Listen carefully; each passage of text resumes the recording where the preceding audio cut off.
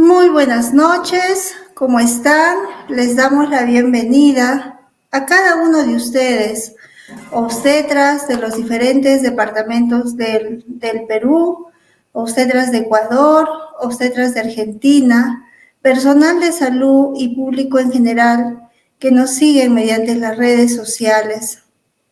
Tengan todos ustedes muy buenas noches.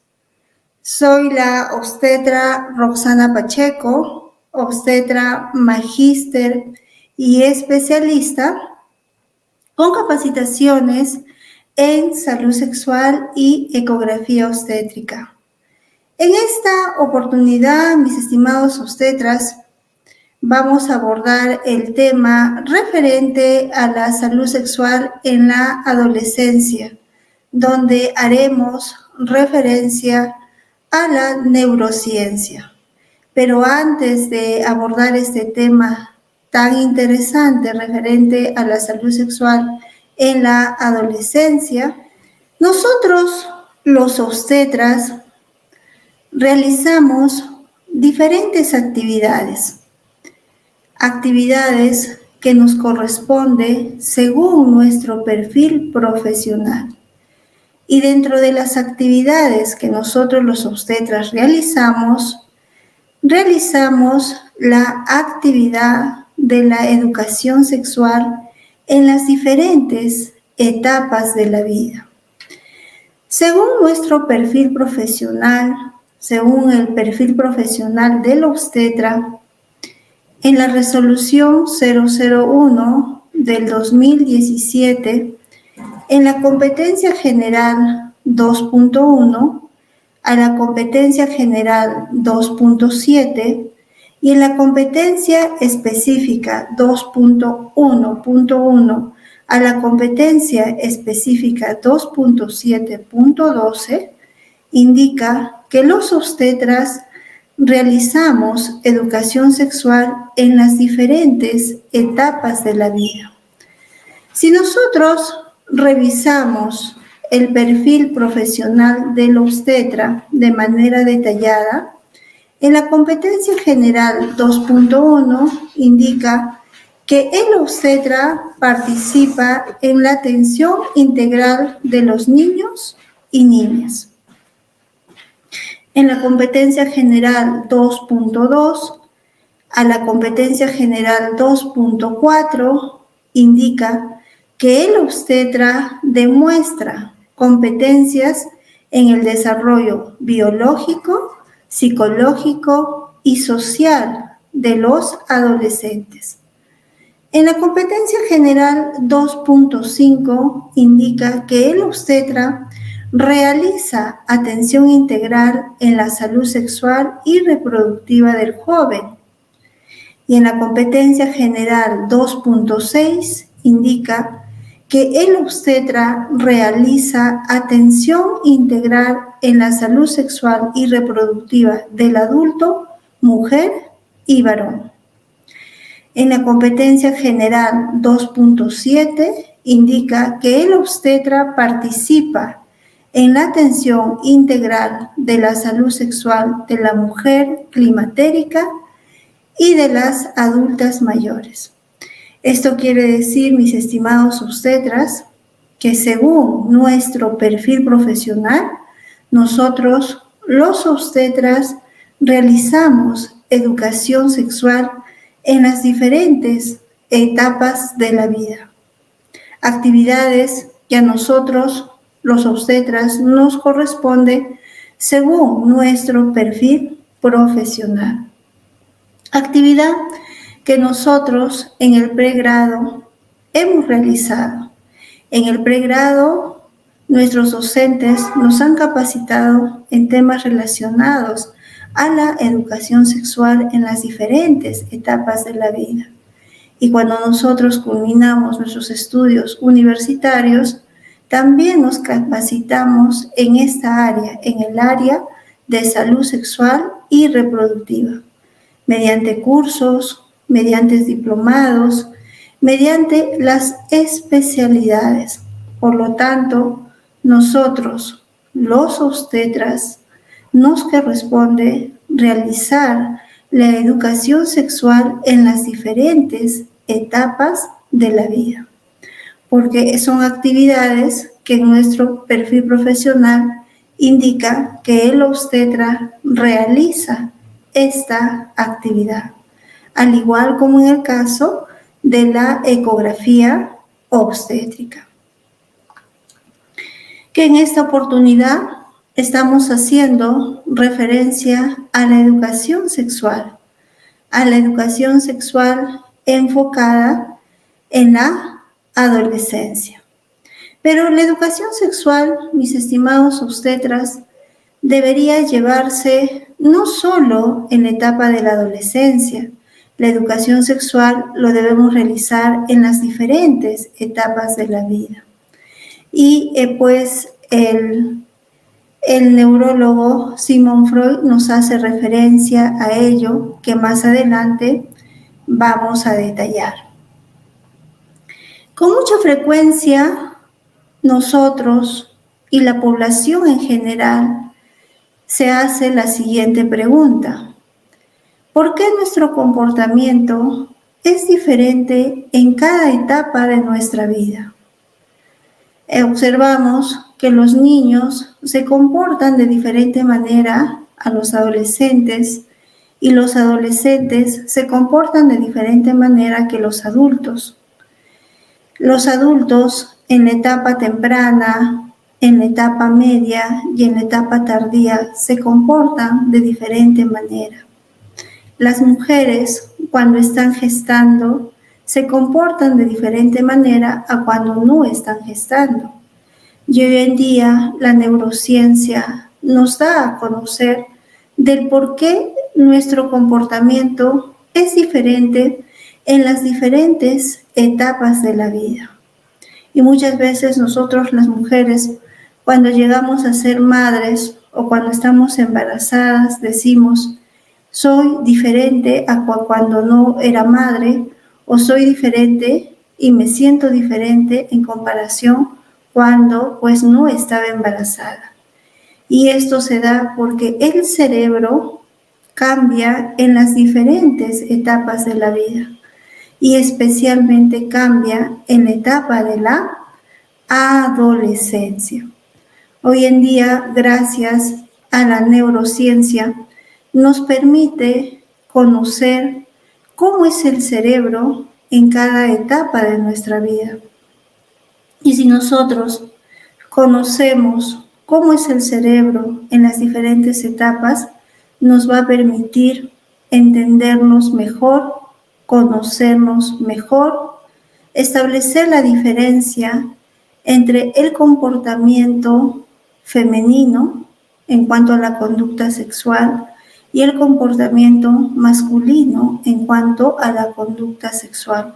Y de esta manera la convivencia en el matrimonio se va a desarrollar de manera mejor. Y es lo que ahora nos aporta pues la neurociencia. Entonces, nosotros como educadores en salud sexual tenemos que llevar lo que nos indica la neurociencia hacia la educación sexual. Sigmund Freud, que fue un neurólogo muy reconocido y actualmente los neurocientíficos toman como referencia las teorías de Sigmund Freud, en su teoría psicosexual, que lo divide esta teoría psicosexual en la etapa oral, en la etapa anal, fálica, latencia y genital. Es decir, la teoría psicosexual de Sigmund Freud lo divide en 5 etapas.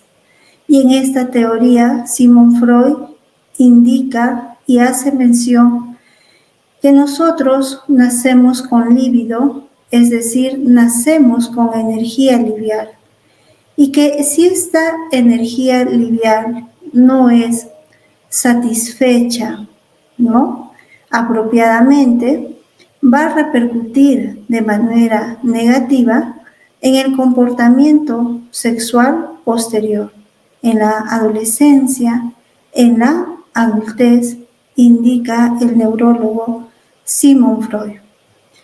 La neurociencia, por otra parte, indica que cuán importante es que el niño conozca su cuerpo, que el niño tenga conocimiento de que su cuerpo va a ir cambiando en función a su cerebro. Es importante motivar al niño a que se observe en el espejo, que reconozca las características de su cuerpo, que diferencie de que es niño, es niña, porque la identidad sexual se da a los 3 años. Entonces es importante que el niño y la niña observe su cuerpo y conozca su cuerpo y que tenga conocimiento que su cuerpo va a ir cambiando en función a su cerebro y que es normal que a medida que avanzan los años el niño adquiera otras características, el niño se comporte de diferente manera porque su cuerpo va a ir cambiando en función a su cerebro. Es lo que indica la neurociencia y que es importante dar a conocer esos aspectos cuando nosotros brindamos educación sexual en la etapa de la niñez, para que sí el niño se pueda reconocer a sí mismo y al hacer esto nosotros estamos ayudando a que el niño tenga autoimagen, autoconocimiento de sí mismo y por ende autorregulación, que son 2 componentes muy importantes de la inteligencia emocional según Daniel Goleman. Y es importante, indica la neurociencia, educar al niño de esta forma para que cuando el niño llegue a la etapa de la adolescencia esté preparado para enfrentar este proceso de cambio a nivel cerebral. Porque en la etapa de la adolescencia el cerebro va a atravesar por un proceso de reestructuración, un proceso de maduración en la cual termina el periodo de la infancia para dar inicio, ¿no?, al periodo de la adultez. Entonces es importante que la educación sexual se lleve desde la etapa de la niñez. Si nos referimos específicamente a la adolescencia, es decir, a la educación sexual en el adolescente, que es el tema que vamos a abordar en esta oportunidad, la palabra adolescencia proviene del latín adolescere, que significa madurar, ir hacia adelante o crecer. La adolescencia es una etapa que marca el final de la infancia y el inicio de la edad adulta, etapa que según la Organización Mundial de la Salud transcurre entre la edad de 10 a 19 años y presenta 3 fases: la adolescencia temprana, la adolescencia media y la adolescencia tardía según la UNICEF. A menudo observamos en nuestra sociedad a nivel internacional que el adolescente tiene mucha dificultad para tomar sus decisiones, para comunicarse asertivamente. Observamos también que al adolescente le atrae los riesgos y que tiene tendencia a relacionarse con sus iguales, con sus pares y establecer grupos de amigos. Y esta pregunta muchas veces se hacen los padres de familia y se preguntan, ¿pero por qué mi hijo en esta etapa de la adolescencia actúa de esta manera? Ya no quiere estar de manera muy seguida con nosotros, se aleja del núcleo familiar, prefiere estar con sus amigos. Es difícil para mi hijo tomar decisiones apropiadas. Se le hace muy difícil comunicarse. Muchas veces lo observo preocupado, lo observo irritable y no sé qué hacer, dicen los padres de familia. Los docentes, los profesores de estos adolescentes también muchas veces se hacen estas preguntas, ¿no? ¿A qué se debe el comportamiento del adolescente? Y nosotros, los obstetras, como educadores en salud sexual, sabemos que el componente principal del comportamiento del adolescente es porque el cerebro atraviesa por un proceso de reorganización, por un proceso de maduración que hace que el adolescente se comporte de esa manera. Y esta información lo debe saber el docente de estos adolescentes, los padres de familia y los mismos adolescentes. Si nos orientamos a la neurociencia, porque hoy en día la neurociencia nos indica cómo es el cerebro del adolescente y nos dice pues lo siguiente. El cerebro del adolescente atraviesa por un proceso de reorganización, reestructuración, donde intervienen dos estructuras anatómicas. Interviene el sistema límbico y la corteza prefrontal. El sistema límbico es un conjunto de estructuras interconectadas que median las emociones, el aprendizaje y la memoria. Dentro del sistema límbico encontramos a la amígdala cerebral. La amígdala cerebral forma parte del sistema límbico, cuya función principal es la del procesamiento y el almacenamiento de las reacciones emocionales. El sistema límbico en la etapa de la adolescencia, que es el área de las emociones, predomina sobre la corteza prefrontal. La corteza prefrontal es la zona de la conciencia, es la zona de la toma de las decisiones. Entonces, al predominar el sistema límbico sobre la corteza prefrontal, hace que el adolescente sea muy emocional en tomar sus decisiones, porque la corteza prefrontal está atravesando por un proceso de reestructuración, reorganización, y según la neurociencia indica que esta corteza prefrontal, que es la zona de la conciencia, de la toma de las decisiones, solo está funcionando en un 60% en la etapa de la adolescencia. Y es por eso que para el adolescente es muy difícil tomar decisiones apropiadas. El adolescente toma decisiones, pero decisiones que se guían de la parte emocional.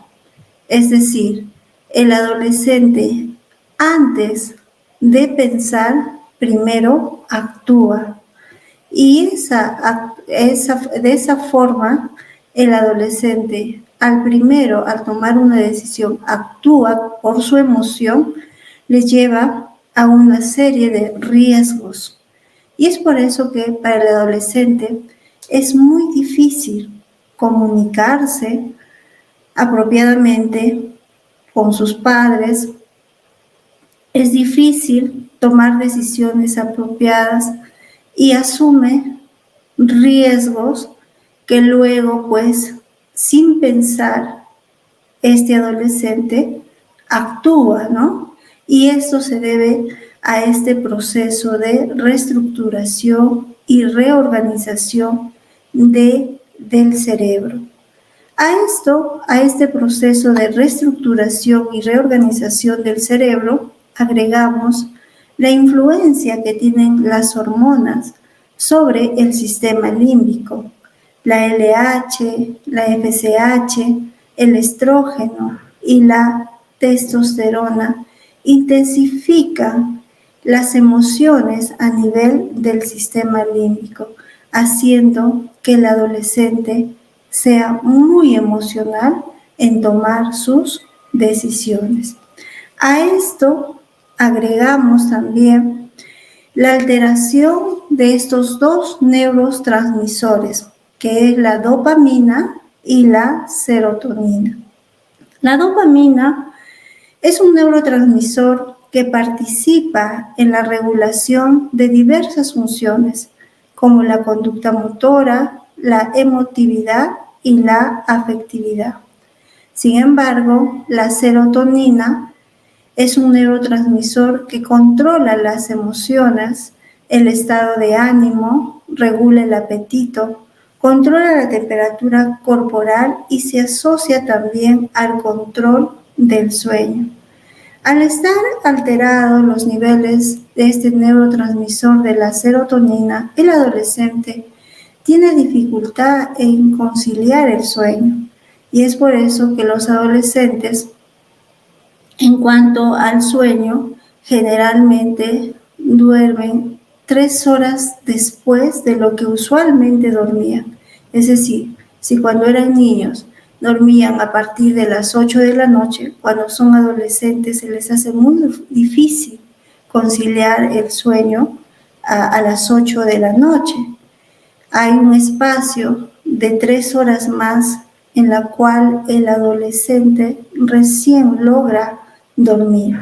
Y es por eso que en otros países, como por ejemplo en Estados Unidos, en cuanto al sistema de educación, hacen que el adolescente duerma 3 horas más para que de esta manera el adolescente pueda rendir mejor en la labor académica en el colegio.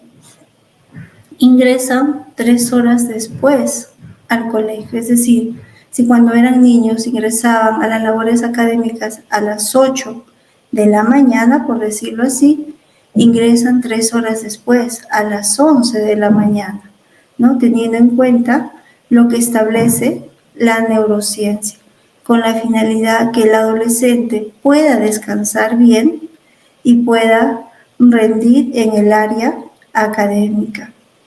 A todo este componente que les acabo de mencionar, a la reestructuración, reorganización del cerebro, a la influencia de las hormonas, a la alteración de los niveles de los neurotransmisores de la dopamina y la serotonina, interviene también un componente muy importante, que es el entorno social, el grupo de amigos, el entorno familiar, las redes sociales, que muchas veces dan información incorrecta, inapropiada a los adolescentes